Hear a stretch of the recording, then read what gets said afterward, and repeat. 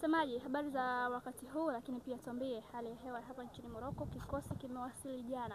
Taarifa wa Tanzania na mashabiki wa Simba kile ambacho kinaendelea mpaka hivi sasa na kuelekea katika mchezo wa finali raundi ya kwanza dhidi ya RS Berkane. Tunamshukuru Mwenyezi Mungu. Kila kitu kinakwenda vizuri kwa upande wetu hapa katika jiji la Casablanca, Morocco. Tangu tumewasili jana tulipata nafasi ya kufanya mazoezi yetu ya kwanza, na leo tena asubuhi tumefanya mazoezi yetu mengine ya pili katika huu mji wa Casablanca majira ya saa 4 asubuhi sawa na saa 6 kwa saa za nyumbani Tanzania.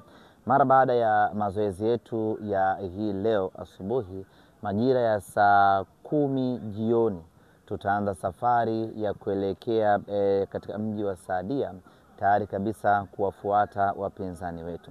Tutaondoka hapa kwa ndege tuliyokuja nayo, msafara wa watu wote ambao tumekuja kutoka Tanzania. Tutaondoka hapa saa 10, tutafika Saadia mida ya saa 11, vijana watapumzika, na kesho tutafanya mazoezi yetu katika uwanja wa Manispaa ya Berkane, uwanja ambao tutakwenda kutumia kwa ajili ya mchezo wetu. Wachezaji wote ambao tumesafiri nao kwa baada ya mazoezi ya jana na leo wote wako vizuri. Tunasubiri mazoezi yetu ya mwisho ya kesho ambayo itampa taswira mwalimu nani aende naye kwenye mechi ya kesho kutwa. Mwalimu ametumia program ya jana na leo kutengeneza mipango ya kimbinu na kiufundi kuelekea katika mchezo huu, na ndio maana mnaona hata ninyi waandishi ambao mmekuja kutoka Tanzania, mwalimu hakutaka kuwapa nafasi ya kuhudhuria mazoezi yake ili yeye atengeneze mpango kazi wake wa kiufundi na kimbinu kuelekea katika mchezo huu. Kimsingi na kifupi ni kwamba maandalizi yetu yanakwenda vizuri. Mpaka hivi sasa tuko salama sana. Hatujapata changamoto ya aina yoyote ile hadi kufika hii leo.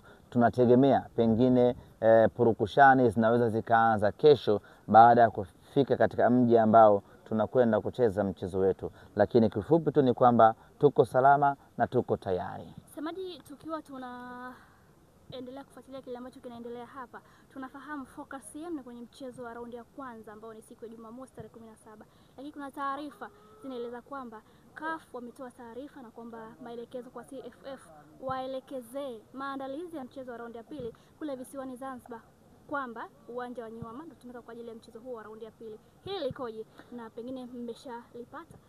Tumepokea taarifa hiyo na maelekezo ambayo nimeelekezwa na viongozi wangu. Niwaambie ninyi waandishi wa habari na wanasimba kwa ujumla ya kwamba kwa sasa uongozi wa klabu ya Simba umejikita kwenye maandalizi ya mechi ya tarehe 17.